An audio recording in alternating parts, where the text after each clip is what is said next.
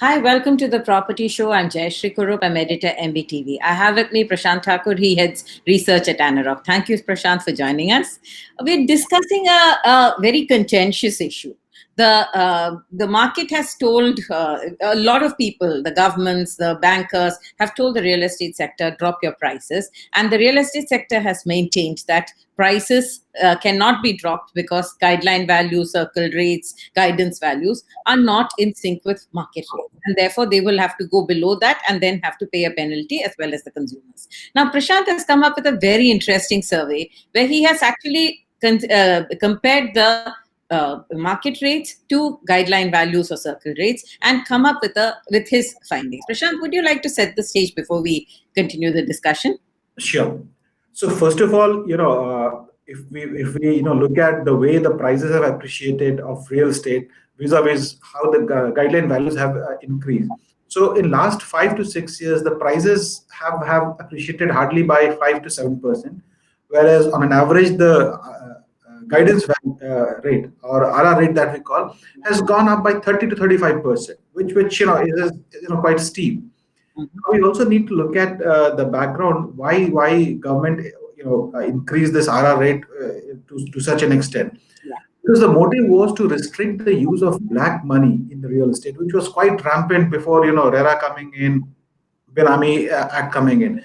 But things have changed over in the last couple of years, where there is a lot of transparency that have come in, where because of demonetization and then Benami Act, people have kind of become more transparent and fair in their transactions.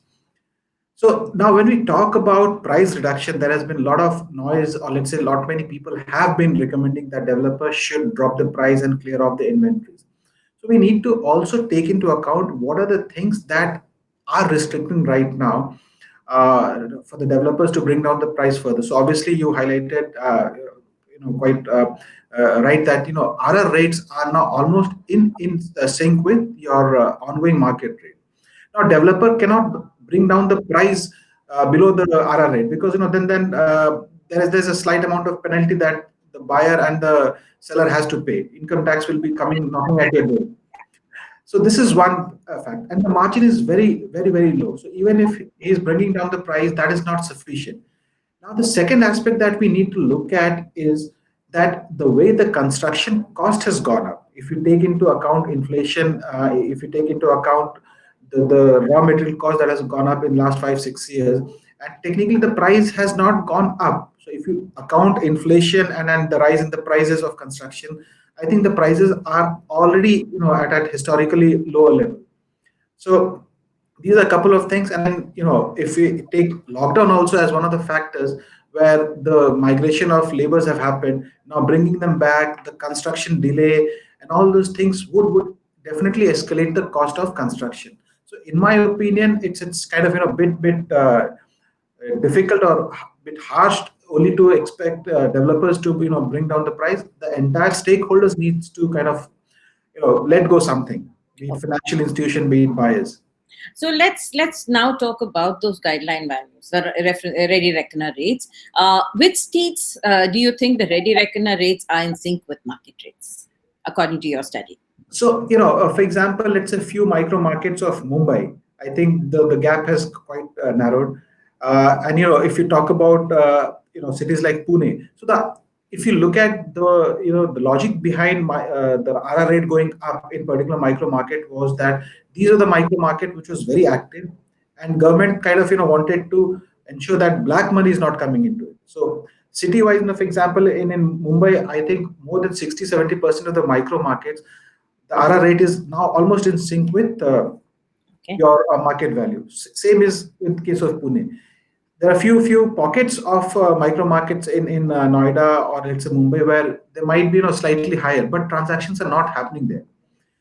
And when you say slightly higher, what is the percentage of variance? It would be in the range of 25 to 35%. But over there it might feel that okay, if the gap is 35%, why don't the developers bring down the price, because still they have some margin. But over there the unsold inventory is very low, and then the activity is anyways less. So the micro markets where activity is quite high, the parity is already there. So I don't think there's any room further to bring down the prices. Even if the developer brings down the price by 5 or 6%, it's not up to the expectation of the buyers. So that's what I highlighted, that everybody has to be reasonable in this. Okay. Prashant, talk about the southern markets, Bangalore, Chennai, Hyderabad. How do they fare as far as guideline values go? So, see, if you look at the markets which were end user driven, so for example, Bangalore, Hyderabad, these micro markets were already end user driven. And over here, the use of black money, or let's say there's this kind of severe deviation, was not there. So, in my opinion, the buyers are kind of making some transaction in this market, and the parity is there. It's not. Again, I would say that you cannot say that the entire city of Bangalore, the RR rate has come down. It's again in the pockets. Now, for example, if you look at some of the active markets of North Bangalore, where RR rate is in parity with the ongoing rate. But Yeah. if you look at the old central Bangalore, there the deviation is quite high. But unfortunately, there are not enough stocks in that area. Uh, Today we see that, especially after COVID, a lot of people who earlier did not choose to buy their houses seem to be interested in owning a house now. There is on Magic Bricks, we have seen a increased search for homes during the COVID period, and we see our traffic has gone up to, or has even surpassed our February levels, which means that there is a lot of search for homes. And one of our researchers showed that people were dropping their expected spend by 25 to 30%, which means that people are looking at a more compact, more affordable home. This is not necessarily affordable as PMAY, but in their own price bracket, more affordable than before. When a developer matches the expectation of the market and drops prices, brings homes that are cheaper, that would be in sync with the market. But with ready reckoner rates not reflecting that, is that a problem?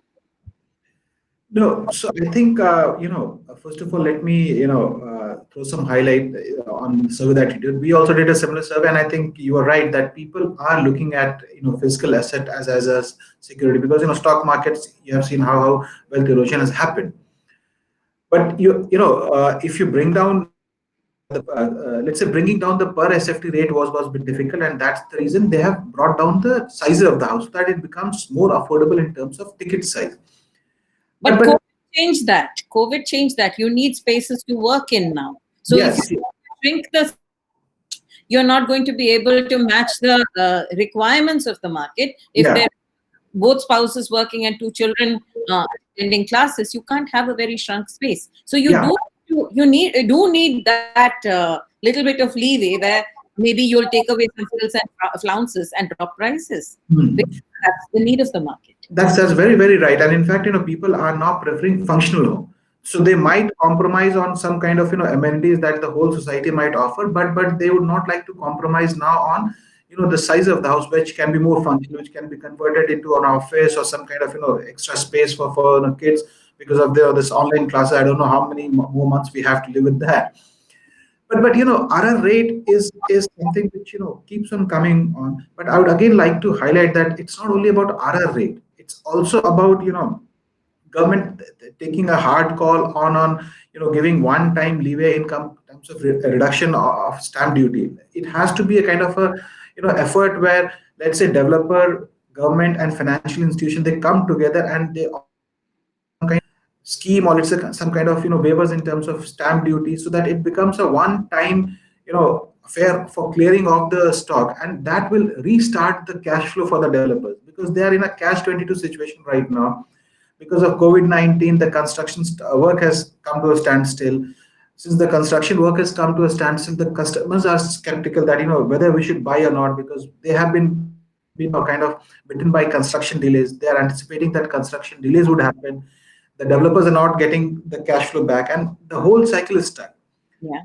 So RR is a very critical part of it. But again, some exemption in stamp duty, some kind of relaxation in GST rate for under construction property, where people are still not buying. would help it, because financial institutions have already done their part by bringing down the interest rate to a historical lower level. It That's needs to only for retail lending, right? The be. developer lending, the project lending has not No, significantly dropped, no, right? it is not. It is not. So I think the developer is now solely dependent on the cash flow from the sale of his inventory, Which is which is, not happening. It hasn't happened for the last 4 years. So yeah. if you again depend on consumer finance to keep the market going, that may not happen, right? So by that I mean that home loans. Now, for example, let's say banks have already brought down the home loan rates. Yeah. So we need to kind of boost something in terms of propping up the demand by bringing down the cost of transaction down for the end user. It can only happen if let's say RR rates are further brought down, or let's say one time relaxation is given in stamp duty, and home loan rates are down. So when a buyer goes to the market for making a transaction, so everything in a packaged form will help him to buy that property, because the overall transaction cost has come down. So you're talking about three significant policies here. One is Yeah. that the consumer interest rate has come down. The second one you're recommending is that stamp duty should come down. Now, stamp duty is typically the cash cow that most municipal authorities live off, right? Yeah. Uh, in this situation, do you think that municipal authorities are going to go and take that voluntary cut? Have we seen this happen? So, but if you look at the situation that the government is at, everybody is desperate for generating cash, because GST collection has been very low, off the target, and because of lack of transaction in real estate, the collection for state government is also very low. So they have to make a hard choice between bringing down the stamp duty by a certain bit and ensuring that number of transaction increases, and it offsets the fall in collection of stamp duty, or completely leave this market in limbo, which might further deteriorate. So, Because by dropping stamp duty rates, how much do you think the transactions can go up? Because dropping interest rates has not significantly pushed the consumer into a buy. The consumer is still conserving cash. Will a drop in stamp duty rates actually bring that consumer back to the table? see, it's kind of there are some active buyers. We'll have to also profile the kind of buyers that they are in market right now. See, there are certain buyers who were already on the verge of making the transaction, but were sitting on the fence that whether they should buy or not. So that kind of buyer might be interested. Second is that in this course of pandemic, there would be people who would be in their mid 40s, or let's say early 50s, who would be thinking of early retirement. And when you think of early retirement, you already have a corpus, and you would need to secure a house for yourself first. These people, if they find that this is the time that where there is a window of, let's say, a quarter or 3 months, where government has brought down the stamp duties, interest rate are quite low, and developer is willing to give some kind of scheme, and you have ample amount of ready to move in inventory to choose from, such kind of buyers might come. Having said that, a project that is still at a very early stage of construction would not find much interest, because nobody wants to take that execution risk in this background, where there's high amount of uncertainty about the buyer's income stream, as well as the sustainability of the developer himself. So it will not initiate a frenzy of buying, but at least it will restart the engine. And you never know, the entire cash flow cycle might restart, and the developers might be able to survive this, because the genuine interest of the government is to ensure that this sector again revives. Actually, I think the consumer, the government is more in favor of looking after the interests of the consumer at this point of time. Haven't seen them coming out to the industry in a big way. But Hmm. I think one of the things that I would like to understand is, when you undertook this study, how did you estimate market value? So what we did was, we at research team, we continuously track the ongoing price. We have our field survey, and since we have a huge transaction team, we get a lot of input on the ongoing market rate, and then RR rate, we also keep a track of it. So based on the average unit that we are selling, and then the average weighted average price that we did to arrive at the capital value of it. Okay. And in your view, at what frequency should RR rates be revised? So in my see, if you look at the way it has been being done, is when the government looks at a deficit in its collection, the RR rates were kind of either increased or kind of it had some other motive. But in my opinion, if we look at the market dynamics, once in a half 6 month, it should be kind of revised. Is that the pace at which market rates also change? In this market, we are talking about a different scenario altogether. But if we look at the era where real estate actually was doing quite well, market price used to change on a quarterly or monthly basis. But I think to arrive at a fair ground, I think 6 month is a time that we should relook at such kind of physical asset which has good gestation period, because the price also depends on how the locality is evolving, how the construction progress has happened, and 6 month is a fair time to assess. So how do you estimate values by your own your own transaction teams and so on? How does the government estimate the market value when it changes transaction prices? What is the government's means of changing that? Is it the registration rate? It What? is, they look at the frequency of registration that is happening, the kind of activity is happening in that particular micro market. They also look at how this micro market is going to evolve. So it's I would say the RR rate is also the function of the market performance. It's kind of more of an equity market that we see where the stock market is priced technically at how the market participants are valuing it. It's also to some extent true about RR rate also, but there's a lot of other aspect also that goes into deciding of RR rate. Yeah. Is predominantly influenced by the deficit that the government might run the budget also. Okay. When you look at a property, no two properties have the same value. The value of the property is determined by the facilities, the amenities, the specifications, the location, the distance from maybe connectivity points, and so on. But when you estimate the RR rates, how does it take into account all these? Because in a locality, there may be affordable housing, there may be mid-income housing, and premium housing. How does it take into account all this? Because these are some of the queries that are coming in. So I thought it's good to get to that. I think this is a very very good question, because if you see in a locality, for example, a property or project at one side of the road might command a huge premium compared to the other side of the road, which is kind of not developed. So it also depends on a continuous survey that government also conducts, is based on the amenities and specification that have come, the kind of economic activity that is happening, and the kind of price appreciation that has seen. So government always starts with the transaction rate, and our rate is just a guidance value. The transactions might have happened much above that. So once you look at those deviation, well, let's say for example, if the RR rate of a particular micro market is, let's say, 120 rupees per square feet, and you see the transactions are happening at 280 rupees, and it's a continuous phenomena.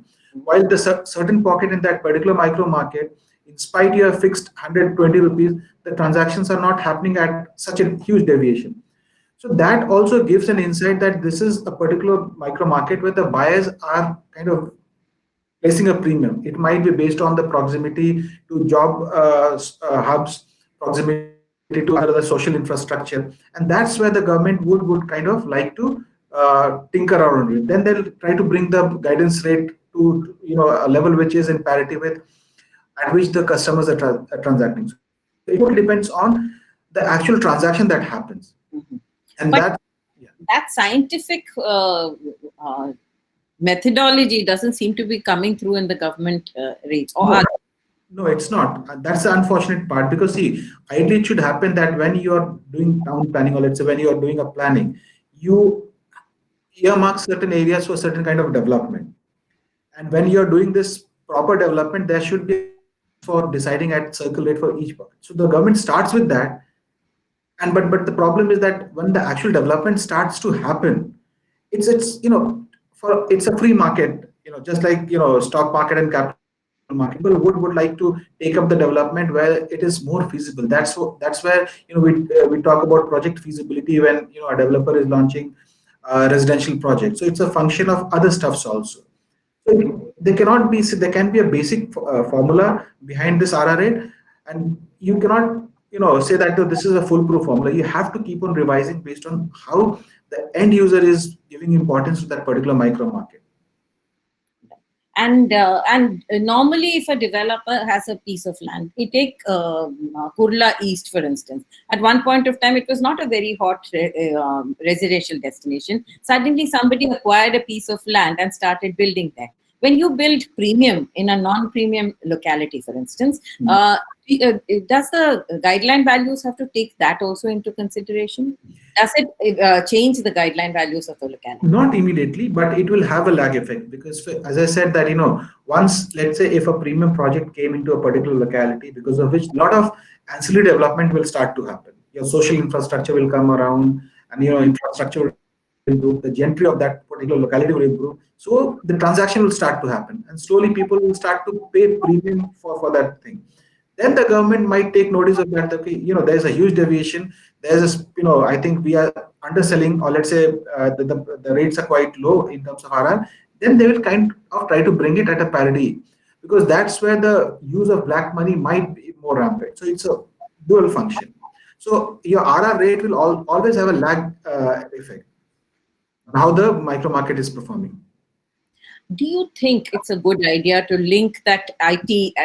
Has that IT Act outlived its I usefulness? think in real estate, lot many acts and laws have outlived. A developer still needs to take NOC from BSNL before he launches the project. So there are certain things. I think it should be more scientific, and since now everything is kind of being, after ERA coming in, you have to get pre-approvals. So the authorities will have, first-hand information on which locality is going to be more vibrant. I think there has to be a total revamp on the way we give approvals, on the way we kind of fix RR rates. Yeah. As of now, from a layman point of view, it might appear that whenever the government needs money, they increase RR rate, they increase, FSI rates and all those stuff. So it has to be more scientific, and more, kind of, a model based calculation. And do you see this happening soon? I think sooner or later the market forces will drive towards that, because now every stakeholder has become more aware and more kind of demanding. Now, for example, this sector is now slowly moving from unorganized to organized. There are a lot of foreign participants that are coming in, and the kind of question that you're asking are being asked by the stakeholders, which eventually will find some kind of ground. Not in coming years, because I don't think much of tinkering would happen, but I think that sooner or later it will happen. And between a primary market and a secondary market, the rates can significantly vary. How does the guideline value impact that? If I went into the secondary market and purchased, and I went to the primary market? So I think the guidance value remains same for both of this. And you're right that in secondary sale the price variance might be quite high, because let's say if you have a house which kind of you have spent a lot of money on interiors, and it's really upgraded, or let's say it's a locality that is kind of valued more in terms of its social infrastructure are quite good, or that project itself is one of a renowned project, or it's a heritage project, you will always command a premium, even if it is at a more the project that would require some kind of upgradation also. But that depends on other aspect also. And in secondary market, it also depends on your asking price. So there's no fixed guidance to it. So should it be, if I was a seller, should I first check out the guidance value before I fix my price? See, in my point of view, that is the starting point for anybody who is dealing in such a market where price discovery is a big problem. Yeah. So I think guidance value should be the starting point, should be the negotiation. Your negotiation should start based on the prices that the government has fixed, so that you get a sense how much extra premium you are paying. It's really, kind of deciding that what is the premium you are paying up over and above the fixed rate. And actually, that's why it's so important to get that guidance value piece completely right. Yeah. So that, you're able to find out that the premium that you're paying, what are the amenities, what are the things that you're getting in lieu of that? Thank you so much for joining us, Prashant. This is a conversation that we've begun, and we think there is a lot more depth. We need to go in depth into this thing. We will be talking to the state authorities, but thank you so much for starting this conversation. Thank you. Bye.